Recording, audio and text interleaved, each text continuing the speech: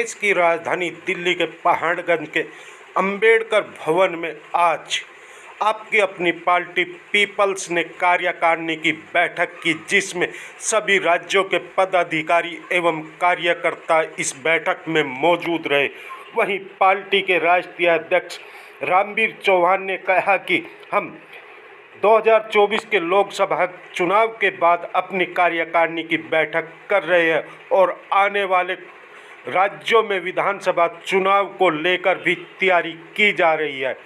वहीं रामवीर चौहान का कहना है कि जब से हमारी पार्टी बनी है और जब से चुनाव लड़ रही है, हमारी पार्टी का वोट प्रतिशत बढ़ता जा रहा है। उसी को लेकर हमने आज कार्यकारिणी की बैठक की अपने कार्यकर्ता व पदाधिकारियों के साथ। इस मौके पर आपकी अपनी पार्टी पीपल्स के राष्ट्रीय अध्यक्ष रामवीर चौहान ने मीडिया से बात की।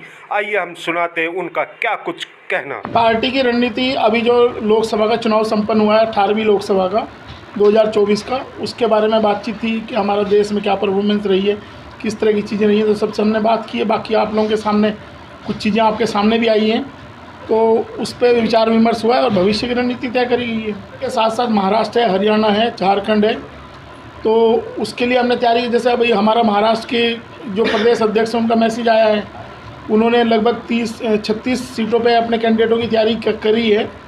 तो वो लगे हुए हैं, लोग अलग अलग राज्यों में, हमारी पार्टी के सभी लोग तैयारी में लगे हुए हैं। उनकी भविष्य की रणनीति बनाई गई है कि किस तरीके से आगे काम करना है। एक धर्म के किसी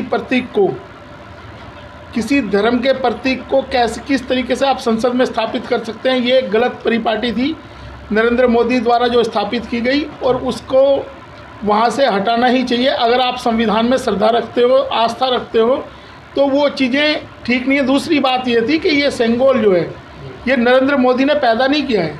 ये सेंगोल भारत के जो पहले प्रधानमंत्री थे स्वर्गीय जवाहरलाल नेहरू जी, उनको भेंट किया गया था और उन्होंने उसको स्मारक में रखवा दिया था, संसद में नहीं रखवाया। क्योंकि हम जब लोकतंत्र की बात करते हैं, जनता का जनता के लिए, जनता के द्वारा शासन, तो ये सिंबल जो है राजदंड का प्रतीक है, राजशाही का प्रतीक है। तो ऐसा कोई भी सिंबल संसद के अंदर नहीं लगाना चाहिए, उसको तुरंत हटा देना चाहिए। के एग्ज़ाम के लिए हम तो पहले से ही कर रहे हैं कि जो नेशनल एजुकेशन पॉलिसी है, नेशनल एजुकेशन पॉलिसी ने इस देश की एजुकेशन सिस्टम का भट्टा बिठा दिया है। नेशनल एजुकेशन पॉलिसी इस देश के गरीब लोगों की शिक्षा छीनना चाहती है, अमीरों के हाथ में इस देश की शिक्षा देना चाहती है ताकि गरीब लोग ना पढ़ सकें। 90 लाख करोड़ का घोटाला बताया गया है। अभी पूरा जो अगर चेन देखेंगे, जितने भी इंस्टीट्यूट है एजुकेशन में, बहुत बड़ा घोटाला है। और जो प्राइवेट इंस्टीट्यूट जिनको फ़ायदा हो रहा है वो 4 लाख करोड़ का उनको बेनिफिट हो रहा है। सरकार रोजगार नहीं देना चाह रही, लेकिन एग्ज़ाम लीक एक डिपार्टमेंट सरकार को बना देना चाहिए। जो एग्जामिनेशन है, कम्पिटिटिव एग्जाम लीक का एक डिपार्टमेंट बना देना चाहिए, और उससे जो कमाई है सरकार उसके आंकड़े जारी करे कि लीक से सरकार को, भारत सरकार को कितनी कमाई हुई है।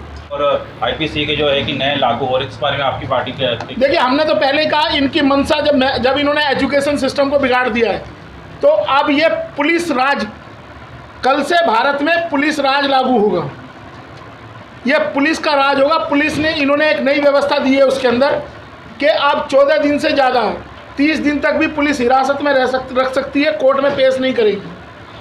तो ऐसा पुलिस राज कायम करके लोगों को डरा धमका के ये लोगों के अधिकारों का हनन है। इसलिए इसको तुरंत प्रभाव से केंद्र सरकार इस फैसले को वापस ले। ठीक।